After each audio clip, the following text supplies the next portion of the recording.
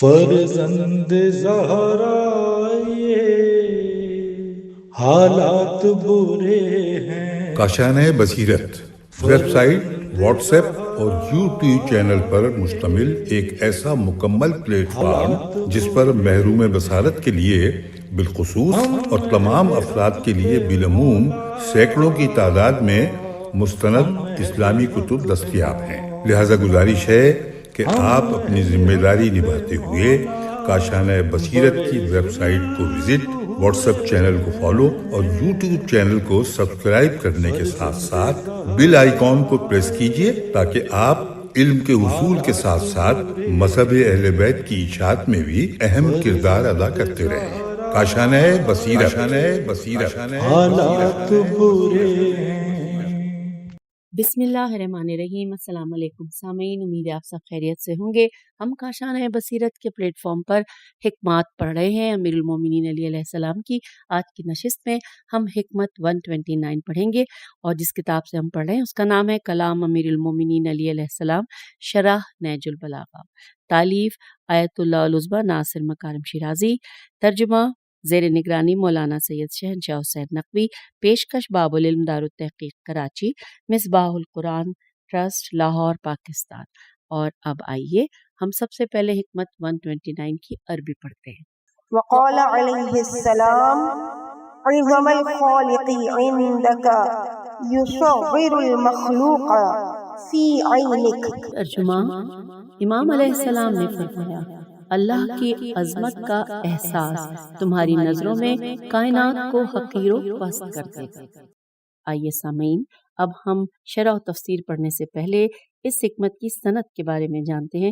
لکھا ہے مصادر نہج البلاغہ میں، اس قول کے لیے خود نہج البلاغہ کے علاوہ کوئی اور ماخذ ذکر نہیں ہوا ہے، اور صرف اس عبارت پر اکتفا کیا گیا ہے کہ امام علیہ السلام نے خطبہ حمام ہے میم الف میم یعنی خطبہ 193 میں پرہیزگاروں کی یوں توصیف فرمائی ہے کہ ترجمہ، ان کے دلوں میں خدا کی عظمت بس گئی ہے، اس لیے خدا کے ماں سوا ان کی نظروں میں حقیر ہے۔ دوبارہ پڑھتے ہیں کہ ان کے دلوں میں خدا کی عظمت بس گئی ہے، اس لیے اللہ کے ماں سوا ان کی نظروں میں حقیر ہے۔ تو حوالہ یہاں پر ہے مصادر نہج البلاغہ جلد 4 صفحہ 115۔ ساتھ ہی لکھا ہے کہ جو کچھ خطبہ حمام میں جملہ فعلیہ کی شکل میں آیا ہے وہ یہاں جملہ اسمیہ کی صورت میں آیا ہے۔ اور اب آئیے شرح و تفسیر پڑھتے ہیں۔ ہیڈنگ ہے خدا کی عظمت کو جانو تاکہ ہر چیز ناچیز محسوس ہو۔ تفصیلات ہیں کہ امام علیہ السلام اس حکیمانہ کلام میں عظمت خدا کی معرفت اور انسان کی نظروں میں دنیا کی پستی کے درمیان موجود قریبی تعلق کو بیان فرماتے ہیں۔ ارشاد ہوتا ہے، اللہ کی عظمت کا احساس تمہاری نظروں میں کائنات کو حقیر و پست کر دے گا۔